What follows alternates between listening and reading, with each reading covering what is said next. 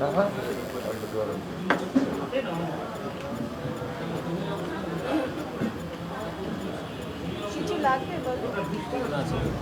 चीज बोलिए? पहले बांटना है या पहले फोटो करना है? पहले फोटो ना रिलीज करेंगे। ओके बेटे,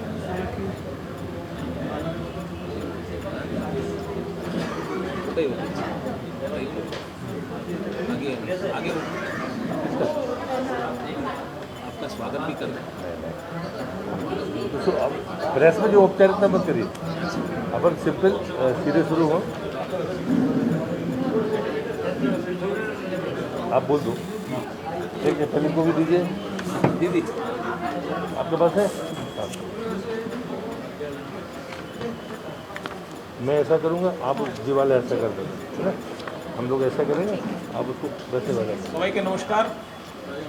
আজকে বিশেষ সাংবাদিক সম্মেলনে আমরা উপস্থিত আছি। আমাদের মাঝখানে উপস্থিত আছেন আমাদের আদরণীয় শ্রী প্রহ্লাদ সিং পটেল মহাশয়। তিনি কেন্দ্রীয় সরকার পর্যটন মন্ত্রী। তার সাথে আমার ডান পাশে উপস্থিত আছেন শিলিগুড়ি বিধানসভা ক্ষেত্র থেকে আমাদের বিজেপি প্রার্থী ডক্টর শঙ্কর ঘোষ মহাশয়। আমার একদম ডান পাশে বসে আছেন জেলার সহসভানেত্রী সবিতা দি।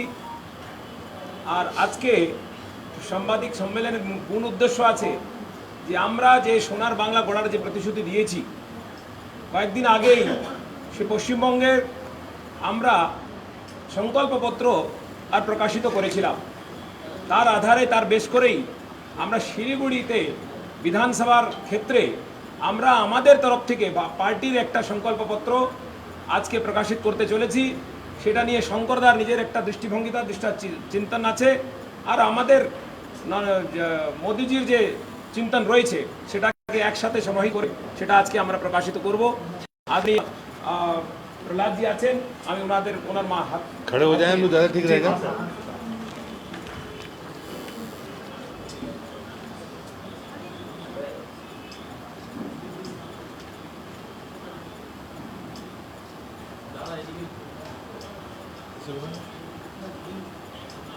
कर सकते हैं ना, उसको दिक्कत नहीं।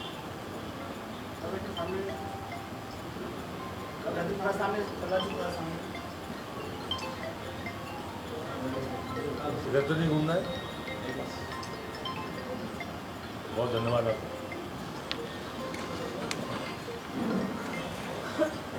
আমি এরপর আমাদের প্রার্থী ডক্টর শঙ্করদাকে আগ্রহ করব এই বিষয় নিয়ে একটু আপনার সামনে প্রকাশ দেবেন। তারপর ये बांटना है আমাদের क्या? আমাদের মন্ত্রী মহোদয় যে আমাদের দেশের পর্যটন মন্ত্রী প্রহ্লাদ যে সংকল্প, যা মূলত ভারতীয় জনতা পার্টি আমাদের রাজ্যের যে সংকল্প শিলিগুড়িকে মর্যাদা দেওয়া হয়েছে, তা এই সময়কালের একটা অন্যতম অনন্য ক্ষমতায় আসতে চলেছে ভারতীয় জনতা পার্টি, তা আরেকবার প্রমাণিত করেছে। আমি খুব সংক্ষেপে আমাদের এই সংকল্পপত্র আমাদের বিধানসভা আপনাদের কাছে তুলে ধরি।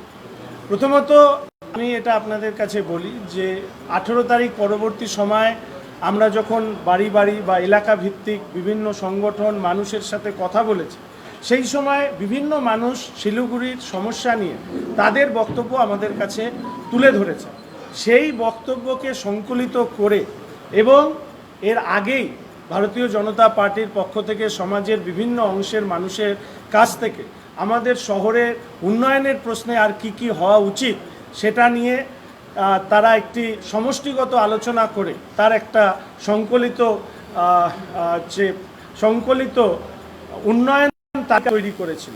এই দুটোর সম্মিলন আমরা আজকে আমাদের এই সংকল্পপত্রে রেখেছি। আপনারা এখানে যারা উপস্থিত আছেন তারা শিলিগুড়ি শহরে থাকেন, সাংবাদিকতা করেন, আর এই শহরেই আমরা বড় হয়ে উঠেছি।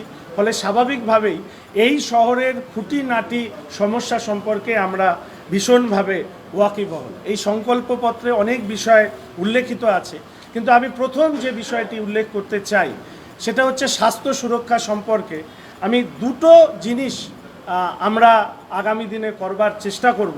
সেটা হচ্ছে যে শিলিগুড়িতে সরকারি একটি আধুনিক ক্যান্সার চিকিৎসা যে কেন্দ্র, সেটা সরকারি স্তরে যাতে হয়, এ ব্যাপারে আমরা শিলিগুড়ি বিধানসভা কেন্দ্রে জয়ী হবার পরে এই উদ্যোগ আমাদের পক্ষ থেকে নেওয়া হবে।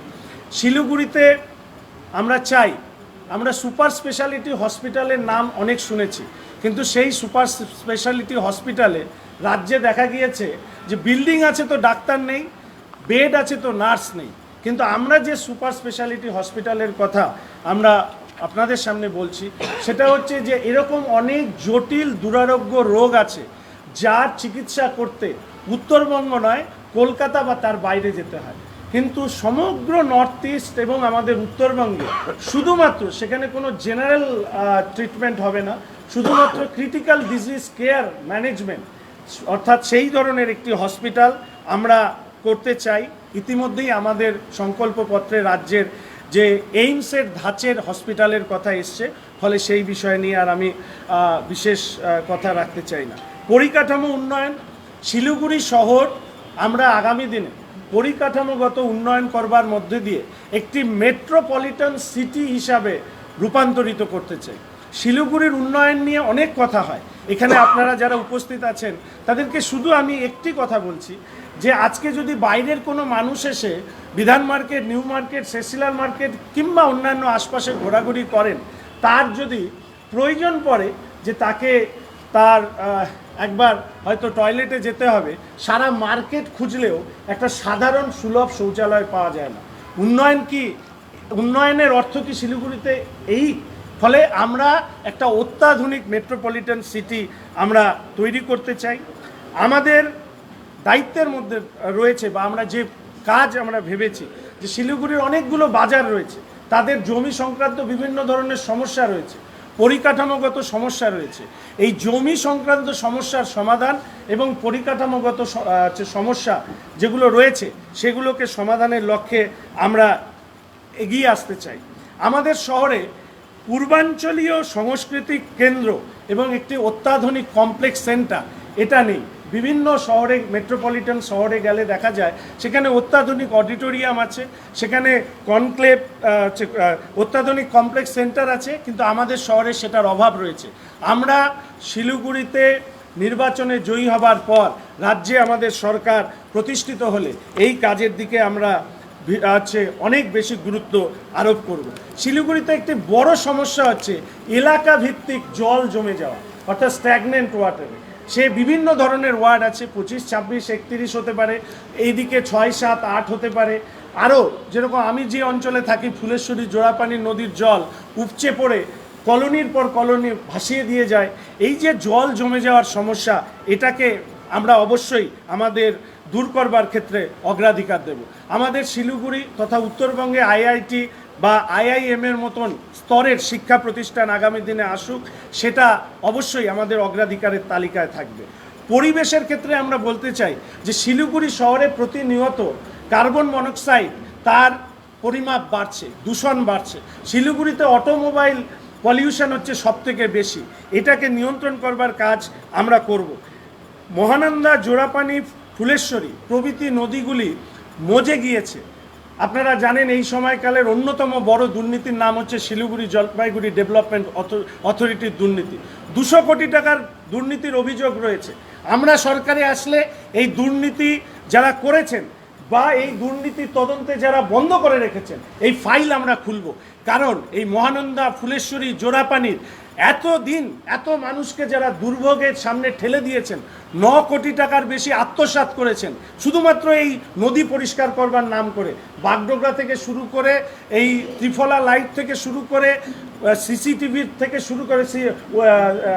থেকে শুরু করে অনেক ধরনের দুর্নীতি হয়েছে। এই ফাইলও অবশ্যই আমরা খুলব। এর পাশাপাশি সৌন্দর্যায়নের প্রশ্নে সবাই আমরা, শহরের প্রত্যেক মানুষ আগ্রহী, এবং তার সাথে সাথে দেখবেন আমরা এটা বলেছি যে স্বচ্ছ ভারত, স্বচ্ছ বাংলা এবং স্বচ্ছ শিলিগুড়ি, অর্থাৎ শিলিগুড়ি শহরের পরিষ্কার পরিচ্ছন্নতা আমাদের অগ্রাধিকারের মধ্যে আছে। আমরা পরিবহন এবং ট্রাফিক ব্যবস্থা নিয়ে যখন আমাদের প্রত্যেকে, ট্রাফিক জ্যাম নিয়ে অনেকভাবে তারা কথা বলেছেন। দুটো জায়গায় আমরা বিশেষভাবে জোর দিয়েছি। একটি আমাদের শহরের মধ্যে বিভিন্ন উড়ালপুল নির্মাণ, তার সাথে সাথে দার্জিলিং মোড়ে ফ্লাইওভার নির্মাণ।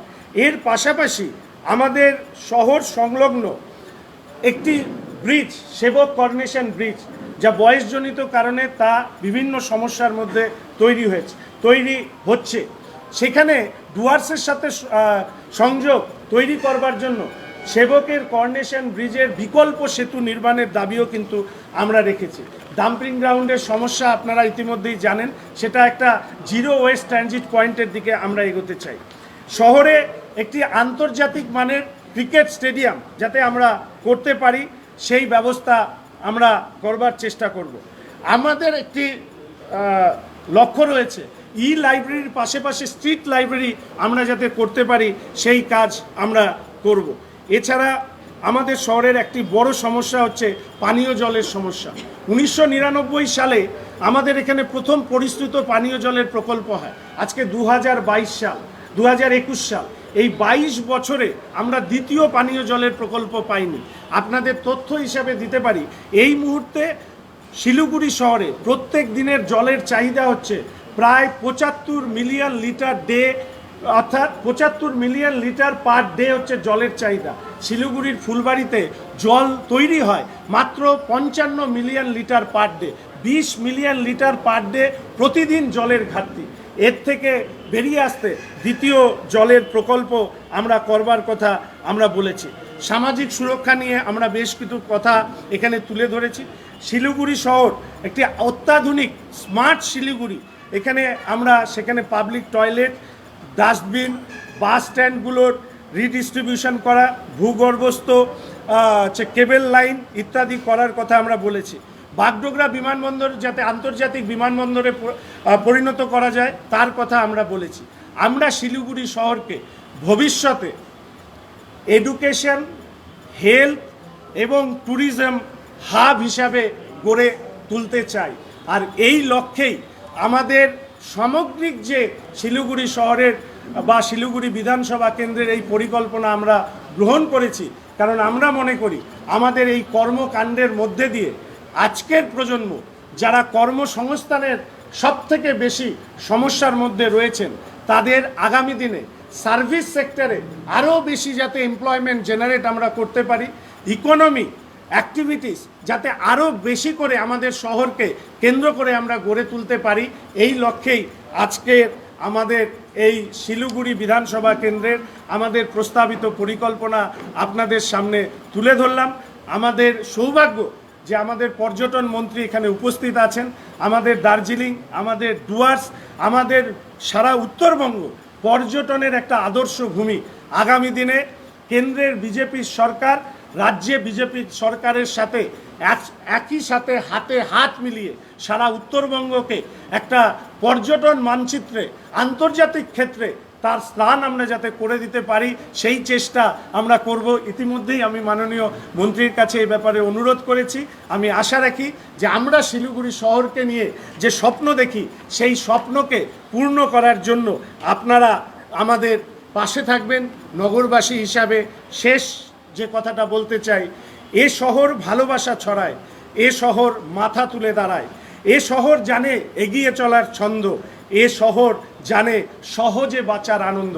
আসুন এক নতুন শিলিগুড়ি গড়ে তোলার লক্ষ্যে আমরা সবাই বিজেপির পাশে দাঁড়াই এবং নতুন এক শিলিগুড়ি গড়ে তুলি। এইটুকুই আমি প্রাথমিক আমার কথা আপনাদের সামনে তুলে ধরলাম। ধন্যবাদ। আমি আগ্রহ করব আমাদের पर्यटन मंत्री आदरणीय श्री प्रहलाद जी के पहले रेस्ट ले लेने दो, सालों को पकड़ के खड़े हुए मैं देख रहा हूँ। नतून भारत न्यू इंडिया मुझे लगता है कि पहले दादा से पूछ ले এই বিষয় নিয়ে। नहीं, पहले दादा से कोई बात कहनी है तो पूछ लीजिए। কোনো প্রশ্ন থাকলে শঙ্করদার সাথে আপনি প্রশ্ন উত্তর করতে পারেন। मुझे तो कोई बहुत दादा तो सुबह शाम हर वक्त मिलना है। चलिए सभी मित्रों को धन्यवाद। भारतीय जनता पार्टी की एक परंपरा है कि हम अपना संकल्प पत्र, अगर राज्य का चुनाव है तो राज्य के स्तर पर और उसके नीचे जिला स्तर पर और फिर विधानसभा के स्तर पर हमेशा जारी करते हैं। और उसके पीछे उद्देश्य सिर्फ यही है कि जो भी हमारा जनप्रतिनिधि है उसका अपना संकल्प के प्रति फोकस होना चाहिए। और मुझे लगता है कि मूल्यांकन का लोकतंत्र में सबसे बेहतर तरीका यही है कि आज जो संकल्प पत्र हम आपके सामने सार्वजनिक रूप से प्रस्तुत कर रहे हैं, हम अपनी समय सीमा के भीतर अगर उसे पूरा करते हैं तो आपको भी मूल्यांकन में सुविधा होगी, आम मतदाता को भी सुविधा होगी, और जो समीक्षक हैं राजनीति के उनको भी इस मामले में सुविधा होती है।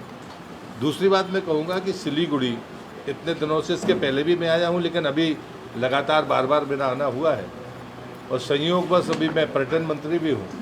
मैं इसे एक मैग्नेटिक सिटी के तौर पर देखता हूँ, और ये सिर्फ इसलिए नहीं कि मैं सिलीगुड़ी में बैठा हूँ। मैं मानता हूँ कि ये कितना बड़ा केंद्र है कि संबंधित निकटतम राज्य, उनका जाना आना, पर्यटकों का आना जाना, कम्युनिकेशन, और जिस प्रकार से यहाँ पर विभिन्न प्रकार के जीवन शैली को आप एक जगह पर देख सकते हैं, ये देश के लिए बेहद महत्वपूर्ण स्थान है। और मुझे लगता है कि जब भी जो कॉरिडोर कंप्लीट होगा तो चूंकि आपकी सीमाएं भी अंतर्राष्ट्रीय सीमाएं हैं, अंतर्राज्यीय सीमाएं हैं, प्रकृति आपके पास में है, मौसम आपके पास में है, कनेक्टिविटी आपके पास में है। जिन लोगों ने दुराग्रह किया उन्हें तो सज़ा मिलने वाली है, लेकिन ये सच है कि एक पर्यटन मंत्री होने के नाते मैं जो चीज़ें पर्यटन के लिए देखता हूँ उसमें इतिहास है, उसमें पुरातत्व है, उसमें जलवायु है, उसमें कनेक्टिविटी है, वहाँ का मौसम है, प्लस जो प्राकृतिक सौंदर्य है वो है, और फिर मिलती हुई राज्य की और देशों की सीमाएं। मुझे लगता है उस दृष्टि से जो शंकर दा ने अपेक्षा की है उस अपेक्षा बिल्कुल पूरी तरह से सही है, और मैं उनको इस घोषणा पत्र के लिए और उन्हें बनाने में जिन लोगों ने भी सहयोग किया है, मैं उन सब के प्रति आभार व्यक्त करता हूं। और मैं मानता हूं कि ये रोड मैप खाली कागज़ पर नहीं है। भारतीय जनता पार्टी चुनाव लड़ने के पहले अपने इस प्लान को तैयार करती है और उस बात के लिए कुछ काम भी करती है, और इसलिए मुझे लगता है कि ये घोषणा पत्र आम आदमी के लिए और खासकर विशेष तौर पर सिलीगुड़ी के लिए, सिलीगुड़ी के चुनाव भर को प्रभावित नहीं करेगा, बल्कि आसपास के क्षेत्रों में भी हमारे इस विजन डॉक्यूमेंट का, संकल्प पत्र का लाभ मिलेगा, ऐसा मैं विश्वास करता हूँ। प्रश्न थकले अपनी प्रश्न करते करें। सर, जैसे पहले चरण के चुनाव में हमारे गृहमंत्री अमित शाह जी बोल रहे थे कि उनको लगता है कि 26 सीट मिल आउट ऑफ 30 मिल चुका, तो आपके नज़र में सेकंड फेज हुआ, तो आप कितना सीट अभी देना चाहेंगे? अमित भाई के आंकड़े कभी फेल नहीं होते हैं। उन्होंने कहा है बंगाल में 200 पार, और पहले चरण में जहां पर सारे विश्लेषक ये मानते थे कि भारतीय जनता पार्टी का शायद वहाँ प्रभाव नहीं है या कम है, वहाँ पर इस प्रकार के रुझान आना, और इसलिए दूसरे चरण को मिलाकर मैं संख्या पर तो नहीं जाऊँगा, लेकिन कमोबेश वही स्थिति है जो पहले चरण की है। क्योंकि उत्तर बंगाल में बैठकर तो मैं दावा बड़े बड़े कर सकता हूँ, लेकिन वहाँ की स्थिति आज चूँकि अमित भाई ने सभा में कहा भी है, तो उन्होंने जो कहा है कि लगभग कमोबेश वही स्थिति है दूसरे चरण में, और विशेषकर नंदीग्राम में। शंकर भैया, ये जो सिलीगुड़ी में आपका पार्किंग का लेके जो प्रॉब्लम है, उसके लिए आप क्या सोचे? 2-3 स्मार्ट सिटी में बोलते हैं ना आपने, स्मार्ट सिटी के कॉन्सेप्ट में तो पार्किंग मस्ट है। जो 5 कंपोनेंट है उसमें पार्किंग है, जो जितना मैं बंगाली समझ पाया। क्योंकि आप पूछे ना उनसे ज़्यादा, ठीक है। एक তো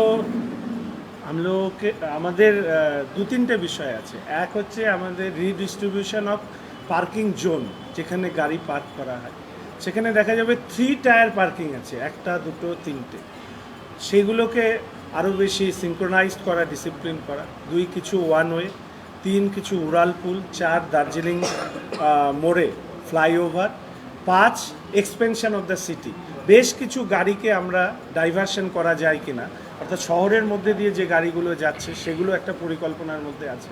শহরের যত্রতত্র হচ্ছে বিভিন্ন ধরনের স্ট্যান্ড হয়ে যাচ্ছে, সেইগুলোকে একটা নির্দিষ্ট গাইডলাইনে নিয়ে আসা, ফলে পার্কিং, ট্রাফিক, আছে ভেহিকেল মুভমেন্ট, এটা নিয়ে একটা কম্প্রিহেন্সিভ প্ল্যানিং করানো হবে এজেন্সিকে দিয়ে, অ্যান্ড তারপরে সেইভাবে আমরা। उसका सबसे अच्छा उदाहरण कल का है, दिल्ली मेरठ हाईवे, 2.25 घंटे की यात्रा 45 मिनट। मतलब मुझे लगता है कि सिटी प्लान होना चाहिए, और सिलीगुड़ी के लोकल के लोगों की बजाय जो पास होने वाली मूवमेंट है वो उससे 10 गुनी है। तो उसकी दृष्टि से प्लान होना ही चाहिए।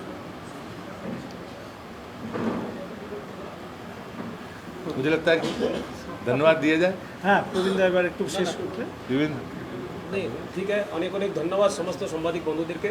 একটাই কথা যে নতুন ভারত সেই পরিকল্পনা মোদিজি দিয়েছিলেন, সোনার বাংলা আমাদের লক্ষ্য, আর স্মার্ট সিটি একসাথে, স্মার্ট শিলিগুড়ি, এই তিনটে বিষয় একসাথেই আছে। আর শঙ্করদা বিষয়টা রাখলেন যে আমাদের ডাবল ইঞ্জিনের সরকারের কথা বারে বারে বলা হয়েছে, কিন্তু এইটুকু আমাদের বিষয় ছিল। সবাই সমস্ত সাংবাদিক বন্ধুদেরকে অনেক অনেক ধন্যবাদ আর অভিনন্দন।